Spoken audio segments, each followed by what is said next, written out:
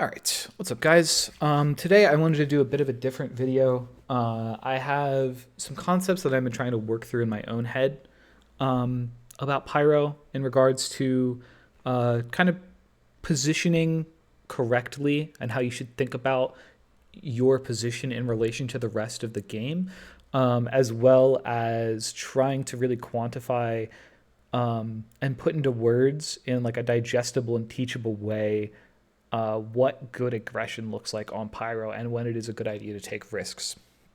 So this is a relatively recent demo. I think I played fine enough in it. The demo itself doesn't really matter. I was subbing in for a team, and they're just kind of the better team in the situation. It's not hard to play good Pyro when the game is easy and you're winning. So I wouldn't place too much stock in like the specific individual gameplay here, but I had a few moments that I think might help me try and illustrate the ideas I want to talk about when it comes to aggression. So I'm going to go ahead and start this demo up and hope my game doesn't crash. And kind of get into the first thing that I want to talk about. Let me get on my cam real quick. That's not me. I guess I'm dead. It says I'm not, but...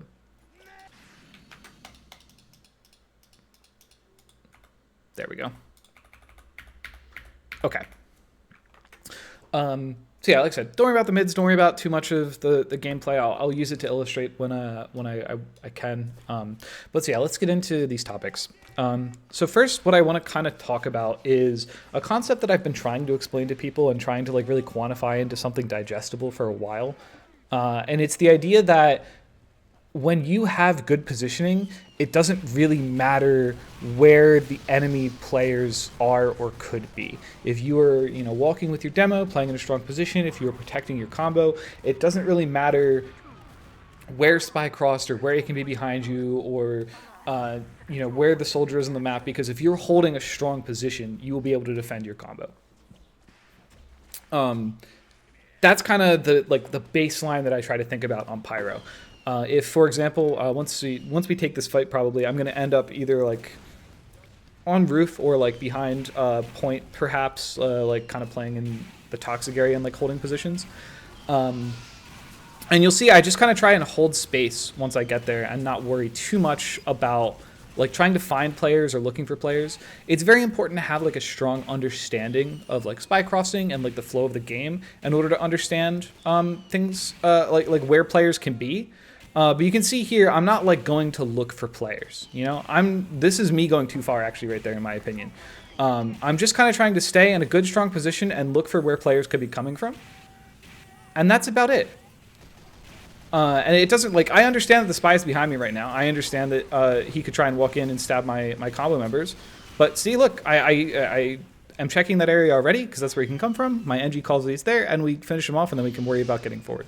But anyways, so the way I've been trying to like think about and quantify this is one that it like, in a sense, it doesn't really matter where other players are. If you're playing in a good position, it's almost never worth giving it up. And I've also tried thinking about this in the concept of like game theory, which if you don't know what it is, I'll try to explain it the best I can. I learned it from like playing poker like for fun in my free time.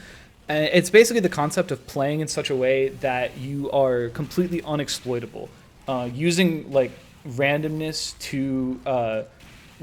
while still being like at winning odds, basically. So that you can't lose, you can't be exploited, and over time you're just going to win more. And I think, I guess an easier way to explain it as well, I think people use this as an example, is like game theory for like something like a game like rock, paper, scissors, right? Where if you just like completely randomly choose one of the three every single time, no one can like exploit your patterns of behavior, and you basically become over time unbeatable at a game if you develop like the correct odds in a system in a game that has a lot of randomness. But if two people are playing game theory optimal rock, paper, scissors, that's a really boring game, right? But for a game like, poker, or even thinking about it in TF2, in a TF2 sense, you would have to do a lot more math and research to like actually call something like game theory in TF2. But kind of the concept of playing in such a way that you are unexploitable, instead of focusing on trying to exploit specific behaviors, I think is something interesting to explore. Like here's another example. If you see, I'm in a good position to spy check for my team and make sure nothing bad happens, basically. I'm not like going to look for players. I'm just letting them all come to me because that's what their goal is. At the end of the day, you know, spy, soldier, demo, whatever. They're all trying to kill the players that I want to protect. And then here's an example of kind of that aggression of like jumping up with my team and like collapsing on someone. What these moments really make me think of is kind of how much I struggled with finding moments to walk forward, finding moments to be aggressive, finding those moments where I just need to be a little bit closer holding W like during a fight. So like the way this changed for me was I was generally a very passive Pyro. I was very good at spy checking and like understanding like spy timing, stuff like that. But I was never like first one in. I was never like looking for moments to be like very aggressive. And once I moved up to invite, I started struggling a lot. And then when I forget if I was trying out or just ringing for a Jacob team, he spent a night giving me like a good earful about one, like actually getting in post fights, that's a very easy fix. Just do it. And two, he would point out moments to me if he was dead and on my cam of when I should be looking forward, when I should be walking forward. And that kind of helped click it for me of like, I could see those moments in other situations. But it didn't really help me in quantifying and like actually understanding like when and why it's good. Because, and I'll use the example once we get a little bit closer. When you end up in situations where it's really good to just like walk in, take a risk, hold W on people, you don't have time to like assess the game state before you do it. You just have to know in the moment that it's good. Because it would be really easy to like pause this demo right before I before I like walk into their shutter and hold W on people and just like W plus M1 it up. It would be really easy to just be like, oh, I can pause this demo and see, okay, these players are dead. I know this player's here. These are the Uber, right? But in the moment, you literally have like barely any time. Like here, this is actually a great example. I'm not holding W necessarily, but this is a position I would almost never actually want to play.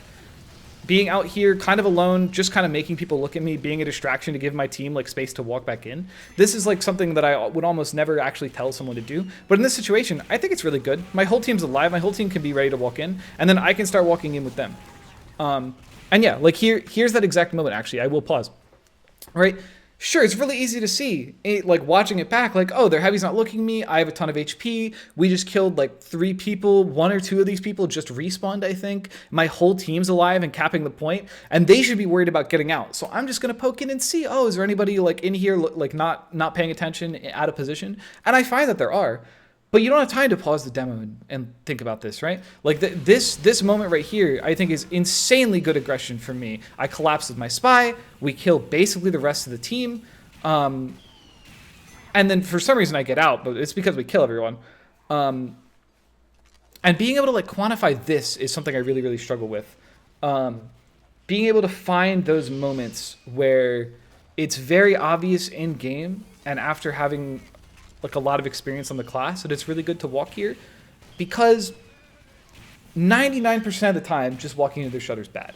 You know, 99% of the time like walking under on Asheville or Cascade and walking up the other side is a pretty bad play. But sometimes it is like the best thing you can be doing. And it depends on so many like niche factors in the game that are happening at that given second to kind of recognize like, oh, this would actually be really good if I did this right now, wouldn't it? And then just committing for it, you know? Because if you don't commit for it, if you like waste time like sitting around, you lose the timing to take that opportunity. Yeah, here you can see another example of me not like over chasing. You know, I'm looking the right way for when the spy is behind me, and now I'm just in a good position for when he walks back in. I see he dies, cool. Shoot a useless death there, but whatever. But you can see I completely refocus.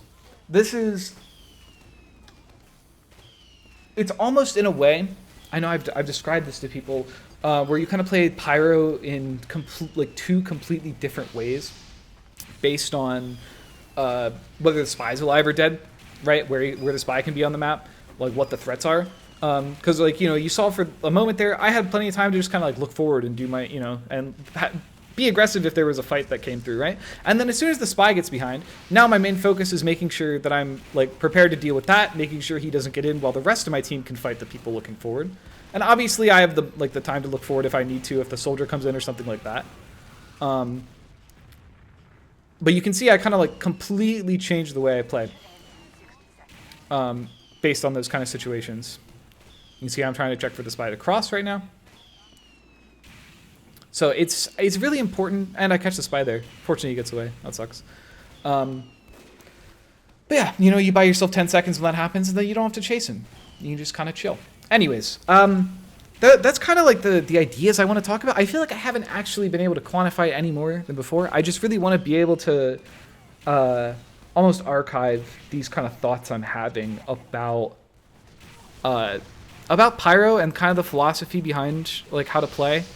Because this is something that I keep coming back to. I've come back to for like seasons worth of playing and subbing and just thinking about the game.